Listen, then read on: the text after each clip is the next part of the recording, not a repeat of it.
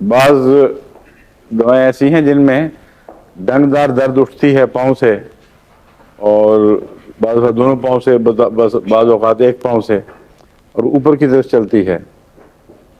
اس میں لیڈم اچھی دوا ہے۔ لیڈم میں دو تین بعض خاص باتیں ہیں۔ اس میں پاؤں سے مرض چلتی ہے اور اوپر کی طرف جاتی ہے۔ نوکدار ہتھیاروں سے جو زخم پہنچتے ہیں ان کی دردوں میں لیڈم مفید ہے۔ اور اس میں ٹیس کی دردیں اٹھتی ہیں پاؤں سے اوپر کی طرف، چلتے چلتے اچانک اسی طرح تیزی سے درد اٹھے اور انسان مفلوج ہو جائے اور تھوڑی دیر ٹھہرنا پڑے، اس میں کوسٹیکم بھی بہت چوٹی کی دوا ہے۔ ایک دفعہ روا میں دارالفضل کی ایک خاتون تھی معمر، انہوں نے مجھے کہا کہ مجھے عجیب تکلیف ہے کہ چلتے وقت اچانک تیز ٹیس اٹھتی ہے کہ ناقابل برداشت، ایک پاؤں سے اٹھتی ہے اور کچھ دیر کے لیے میں مفلوج ہو جاتی ہوں، پھر کچھ دیر کے بعد آگے چلتی ہوں۔ تو مجھے لیڈم اور کوسٹیکم کا خیال آیا تھا۔ اب مجھے یاد نہیں کہ لیڈم دی تھی یا کوسٹیکم، لیکن ہو سکتا ہے کوسٹیکم دی ہو، مگر ایک اور خیال ہے جس کی وجہ سے لیڈم کی طرف خیال جا رہا ہے۔ میں بات ختم کروں گا تو پھر پتہ اندازہ ہو جائے گا کہ کیا دیا ہوگا۔ غالباً لیڈم تھی، ٹھیک ہے۔ اس کے قریباً کچھ عرصے کے بعد ان کی طرف سے مجھے اطلاع ملی کہ ان کے پاؤں میں نیچے ایک بہت گہرا زخم بن گیا ہے، اور زخم نہیں ہے بلکہ جس طرح اندر کیل ہو جائے نا، کیل والے پھوڑے ہوتے ہیں، اس ٹائپ کی چیز ہے، اور وہ اتنی تکلیف دے رہا کہ وہ چل بھی نہیں سکتی۔ تو اس لیے یہ بھی نہیں پتہ لگ سکتا تھا کہ اس مرض کو فائدہ ہوا کہ نہیں۔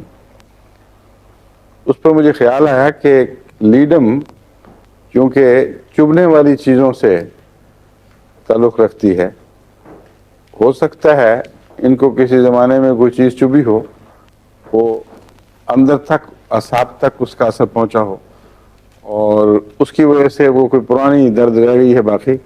جب بھی اعصاب کے اوپر یعنی نروز کے اوپر کوئی ایسا دباؤ آتا ہے تو وہ شاید درد اٹھتی ہے۔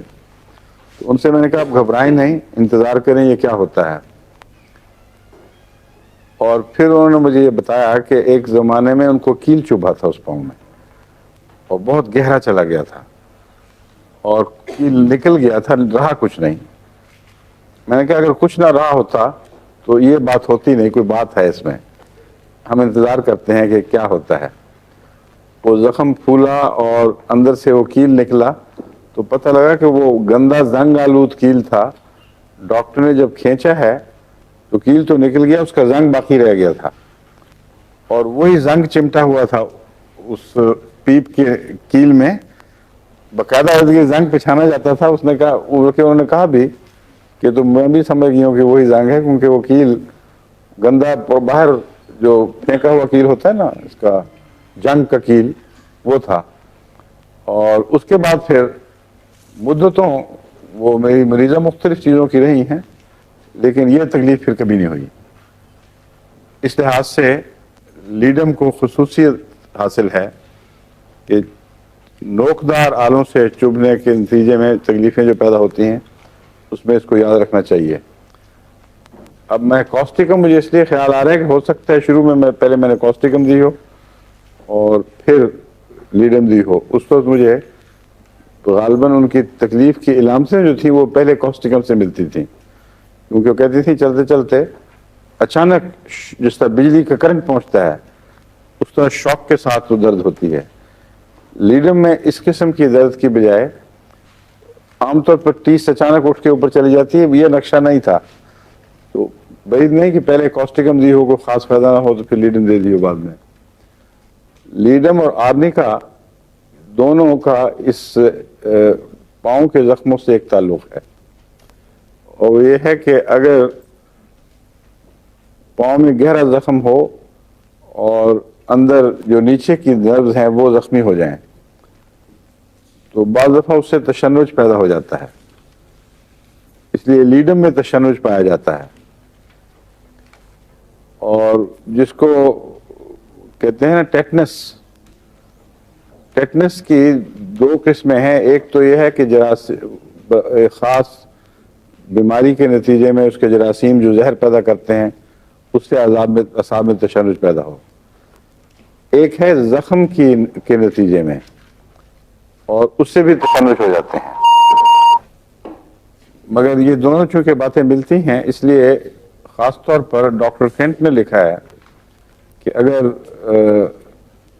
کسی گھوڑے کو پاؤں میں گہرا زخم آ جائے تو اس کو آرنیکا یا لیڈم، یہ ان دونوں میں سے کوئی مجھے یاد نہیں ہے پورا، لیکن میں دونوں ملا کے دیا کرتا ہوں، وہ فائدہ دیتی ہیں.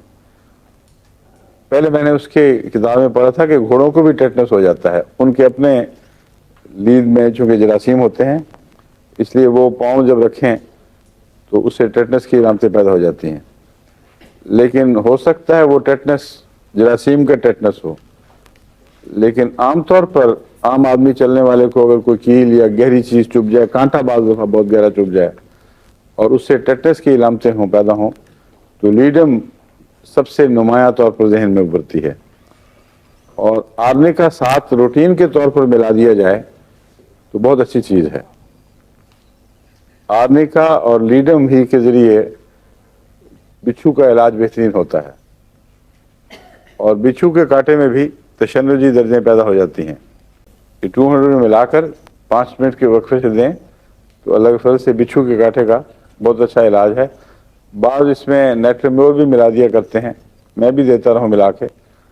وہ ایک ہر قسم کے ڈنگوں کا علاج ان تینوں کو ملا کر دے دیا جائے تو ایک اچھا نسخہ ہے. آرنیکا لیڈم اور نیٹرمیور 200. پہلی 2 خوراکیں تھوڑے وقفے سے، یعنی 5-10 منٹ کے وقفے سے، اور اس کے بعد انتظار. اگر فائدہ ہو تو نصف گھنٹے کے اندر اندر، بلکہ بعض اس سے بھی بہت جلدی نمایاں فائدہ محسوس ہوتا ہے. اور پھر اگر ضرورت پڑے تو دینی ہے، ورنہ یہ چونکہ عارضی بیماری ہے اس لیے ایک دفعہ پیچھا چھوڑ دے تو پھر غائب ہو جاتی ہے، پیچھے کوئی اثر نہیں رہتا.